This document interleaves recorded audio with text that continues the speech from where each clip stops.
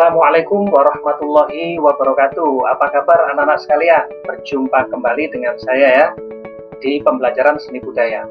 Anak-anak sekalian, hari ini kita akan belajar seni budaya. Kita belajar bagaimana kita menampilkan sebuah karya. Oke, sebelum kita lanjutkan, marilah kita membaca basmalah terlebih dahulu untuk mengawali pembelajaran hari ini. Bismillahirrahmanirrahim. Nah, anak-anak sekalian, di pertemuan-pertemuan sebelumnya mulai kelas 1 sampai kelas 9 terakhir kemarin kita sudah belajar berkarya seni rupa. Nah, kali ini kita belajar bagaimana menampilkan sebuah karya seni rupa. Nah, anak-anak di gambar ini ada sebuah karya yang ditampilkan, yang dipajang, ya, di mana dipajang kali ini agar bisa dilihat oleh orang lain. Nah, anak-anak sekalian, materi kali ini adalah pameran seni rupa. Ya, jadi kita belajar merencanakan, kemudian sampai melaksanakan, sampai tahap mengevaluasi sebuah kegiatan pameran seni rupa. Ya, kalau kemarin kita sudah berkarya, bagaimana kita sekarang menampilkan karya itu sehingga bisa dilihat oleh orang lain. Nah, anak-anak sekalian, tujuan pembelajaran kali ini dalam pembelajaran seni budaya, seni rupa, pameran, yaitu diharapkan kalian siswa bisa memahami apa itu pengertian pameran seni rupa. Kemudian tujuan pameran seni rupa itu apa? Kemudian kalian bisa memahami, mengetahui jenis-jenis pameran. Kemudian dalam pameran juga perlu kepanitiaan dan kalian mengetahui apa panitia yang ada di pameran tersebut. Kemudian bagaimana mendisplay penataan pameran, kemudian bagaimana apa saja perlengkapan pameran, dan yang terakhir diharapkan kalian siswa mampu melaksanakan sebuah kegiatan pameran di kelas. Oke, kita lanjutkan anak-anak sekalian. Pameran seni rupa. Apa sih pameran seni rupa itu?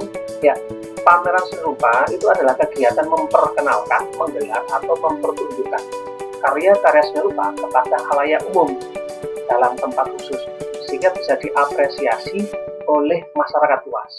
Ya, jadi memang sengaja pameran itu ditata, dipertunjukkan kepada khalayak umum sehingga masyarakat bisa mengapresiasi. Ya, ini anak-anak, sebuah karya sudah dipajang, masyarakat bisa mengapresiasi, masyarakat bisa melihat, bisa menilai karya tersebut, bisa menghargai karya tersebut.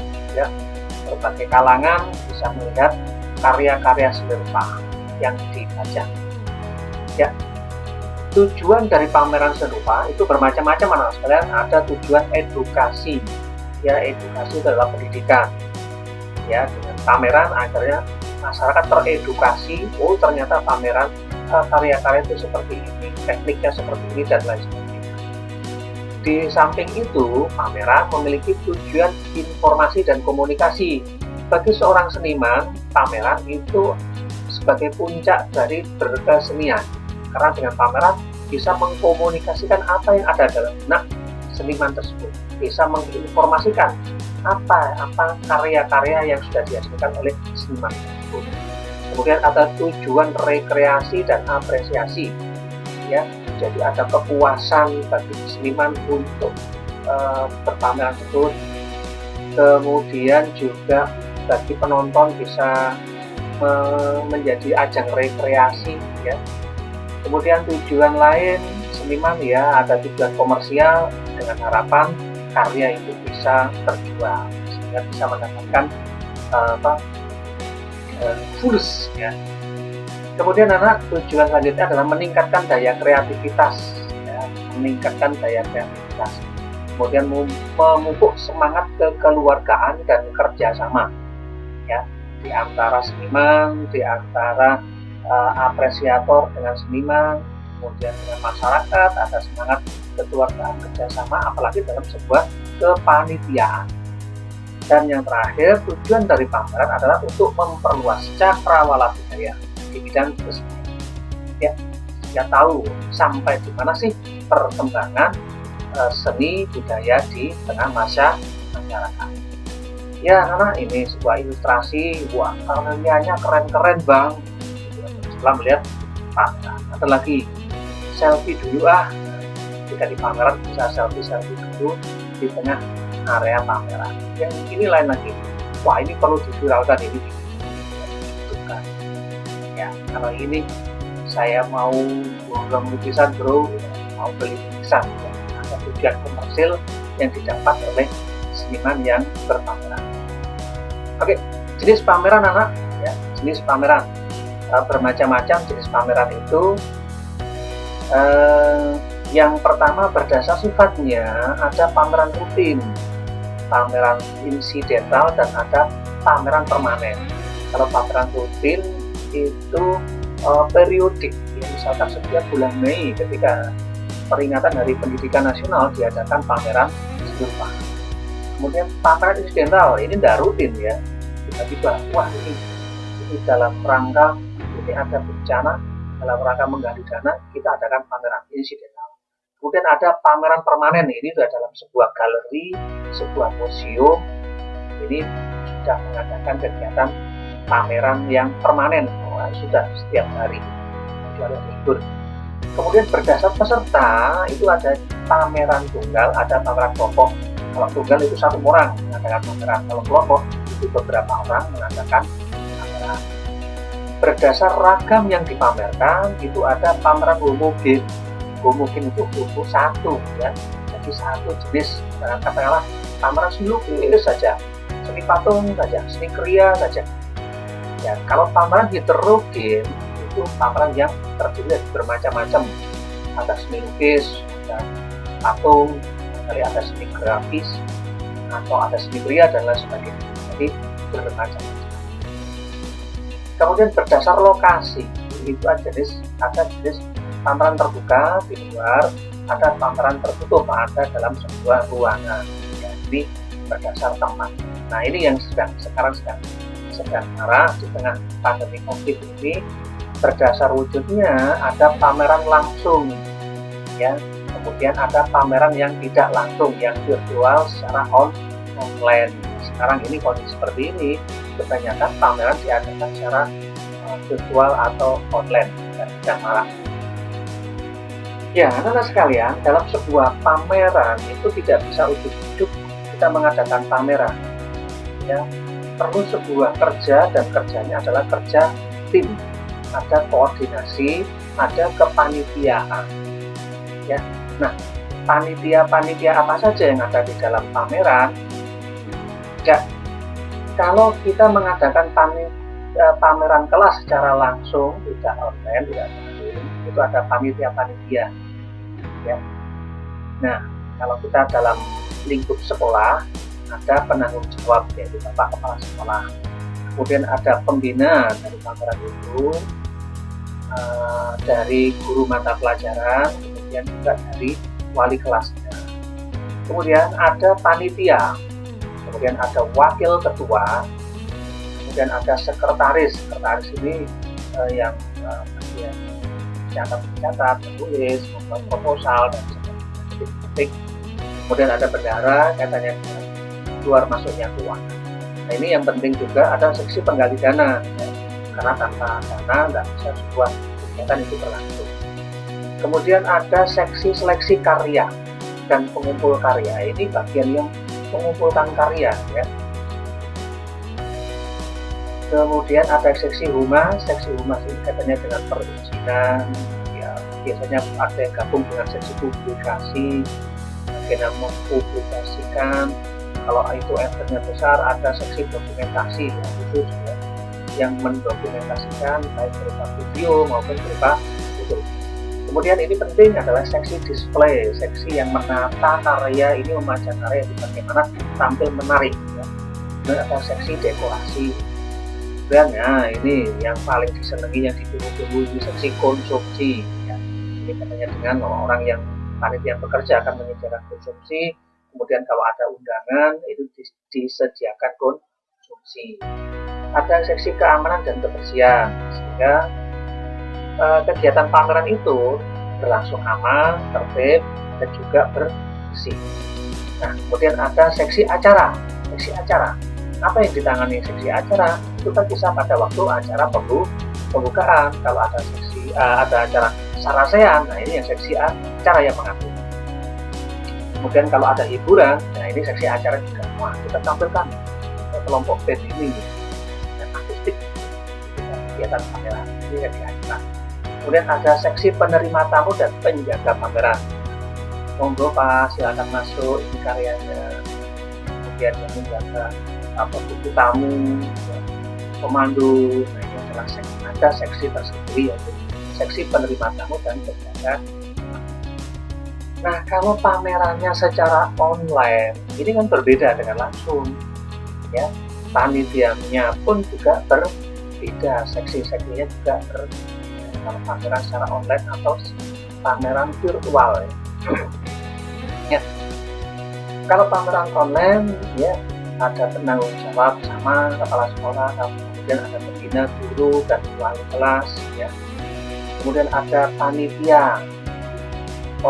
Ketua panitia. Nah, ini yang membawai dan bertanggung jawab terhadap semuanya kegiatan tersebut. Kemudian ada sekretaris, bendahara, seksi penggali dana. Nah, ada seksi karya sama ya, dan pengumpul karya. Kalau pengumpul seleksi karya di sini tidak secara langsung, tetapi juga berupa file, foto ya, dan dikirim. Kalau langsung kan karya ada langsung.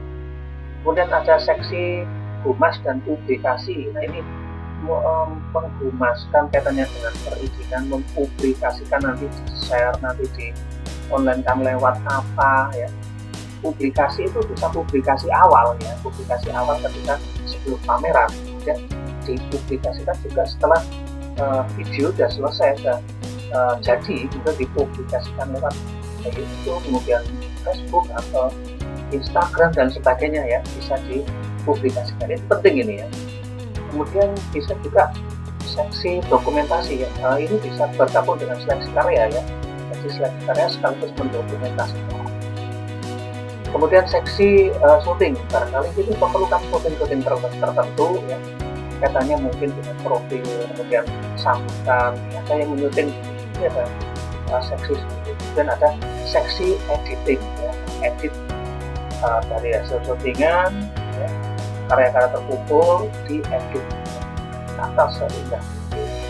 Kemudian ada seksi acara ya, penataan konsep video. Ini seksi acara ini kalau misalkan di situ ada tampilan ya, seksi acara juga menampilkan, menghubungi ya, kemudian syuting ya, seksi yang bagian syuting, kemudian penataan dan konsep. Nah, ini secara pemikiran ya, ini kita konsep seperti ini ya, ini ada perlu orang tertentu yang memikirkan, yang mengkonsep videonya itu, dan kerjasama dengan yang syuting, kerjasama juga dengan yang editing, yang publikasi, mas sebagainya.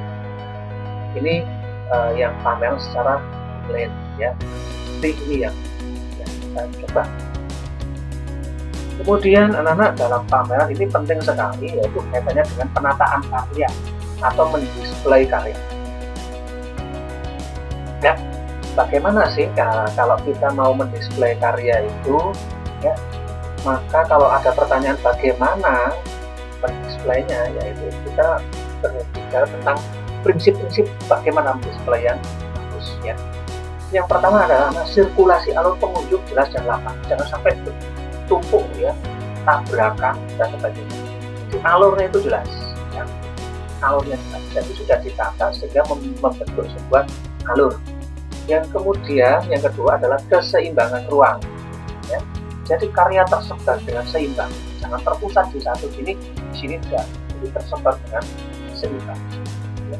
Yang besar, yang kecil ya. Kemudian 2 dimensi, 3 dimensi ya. Kemudian selaras, harmoni sesuai dengan tema. Kalau punya tema, selaras. Kemudian anak-anak meletakkan karya yang ideal sehingga nyaman untuk melihatnya. Ideal sekali ya, tinggi rendah. Ya. Kemudian pencahayaannya, meletakkannya itu sangat ideal sekali. Ya. Kemudian komunikatif ya, ada petunjuk, kemudian petunjuk itu petunjuk karya, kemudian petunjuk pameran, kemudian ada dinnernya. Siapa yang berpameran itu jelas sekali, komunikatif sekali. Bahkan bila perlu ada yang menjelaskan, menerangkan bagaimana pameran siap komunikatif. Jadi karena contoh bagaimana penataan ya, ada penataan yang nyaman, ada yang penataan yang tidak nyaman orang melihat. Kalau terlalu tinggi ya cengeng ya, kalau terlalu rendah juga tidak ya, yang sudah saja, sehingga pengunjung itu merasa nyaman ketika melihat pameran. Nah, itu pameran secara langsung. Nah, kalau secara online bagaimana mendisplay, menata ya ada beberapa prinsip ya anak-anak ya, ini secara umum saja ya. Ya, pertama, pergantian karya slide tidak terlalu cepat ya, jadi enak, nyaman. Kemudian keseimbangan bidang dan karya ya, keseimbangan, besar kecilnya itu seimbang, letaknya di atas, di kanan, di tengah itu enak ya, tidak serawu, tidak terlalu kebal, terus tepat lah. Kemudian selaras, harmoni sesuai dengan tema, misalkan temanya dengan warna, kemudian dekoratif dari tampilan itu ya selaras. Kemudian karya dan identitas itu nampak jelas ya. Jadi karyanya nampak ya, nampak jelas. Identitasnya juga jelas sekali. Kemudian komunikatif ya, ini komunikatif, ada sambutan, kemudian ada tadi judulnya apa ya, pamerannya siapa yang pameran ya, komunikatif. Kemudian judulnya, karya siapa, itu juga komunikatif. Audio dan video jelas, jadi gambarnya jelas, kemudian suaranya, kalau ada instrumen musiknya pun juga enak ya, mendukung sekali ya. Jadi ada instrumen yang mendukung sehingga ketika slide diisi dengan musik enak sekali ya. Perlengkapan pameran ya, perlengkapan pameran kalau pameran langsung ya, ada perlengkapan display, ada label karya, mutu meja, papan panel ya, lighting dan lain-lain. Kemudian ada perlengkapan saat pembukaan, rujukan shot, konstruksi, kita, syuting dan lain-lain. Kemudian proposal, ini penting sebagai pegangan ya, juga memerlukan katalog pameran, kemudian buku tamu, buku kesan saran, spanduk dan petunjuk ya. Kalau ini papan panel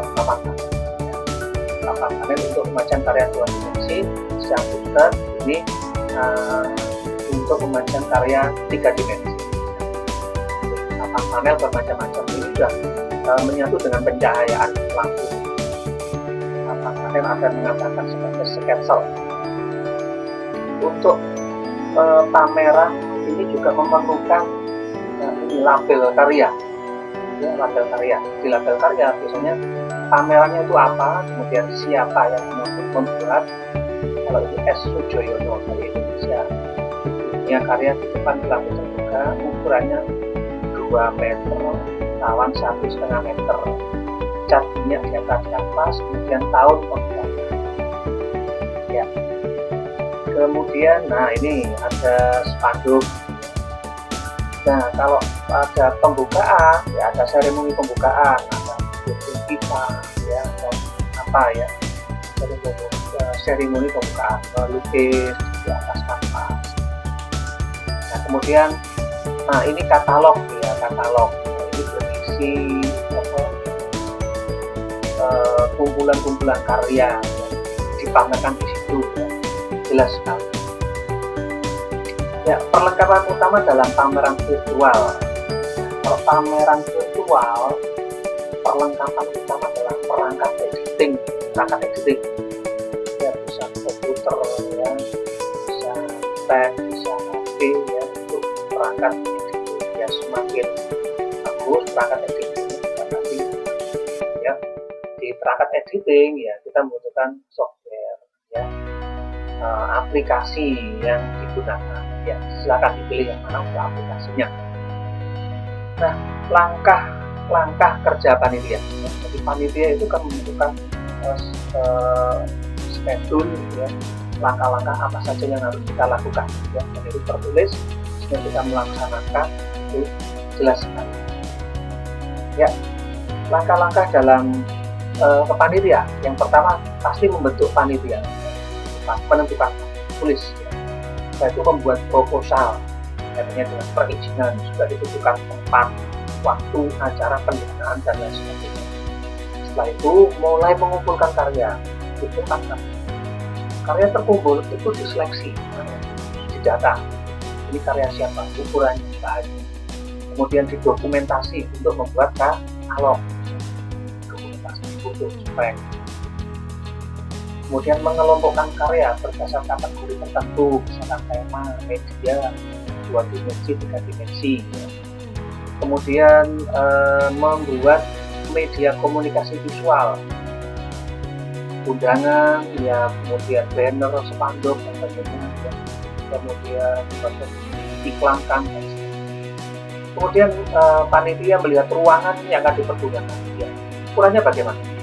Kemudian membuat peta perencanaan, display, ya. Oh, ini diletakkan di sini, alurnya dan membuat sketsa dulu. Kemudian mengumpulkan sarana pameran sesuai dengan kebutuhan. Kemudian mulai menata karya, kemudian membuat label karya dengan tanda-tandanya, dan mulai persiapan pembukaan pameran. Ya, itu anak-anak sekalian, pameran seni rupa, materi yang kita laksanakan, kita ikuti di hari ini, mudah-mudahan bermanfaat. Dan kita bisa melaksanakan pameran, karena pameran sebagai ajang menunjuk karya, menunjukkan karya dengan rasa bangga, inilah karya saya, dan seniman akan bangga ketika karyanya sudah bisa dilihat oleh orang lain. Nah, teman-teman sekalian, selamat mengadakan pameran seni rupa, pameran virtual ya, yang kompak, mudah-mudahan bisa terlaksana dengan baik dan bisa menjadi ajang pembelajaran kalian dalam kepanitiaan mengadakan pameran seni rupa. Demikian dari saya, Pak Maksum, mudah-mudahan bermanfaat. Saya akhiri, wassalamualaikum warahmatullahi wabarakatuh.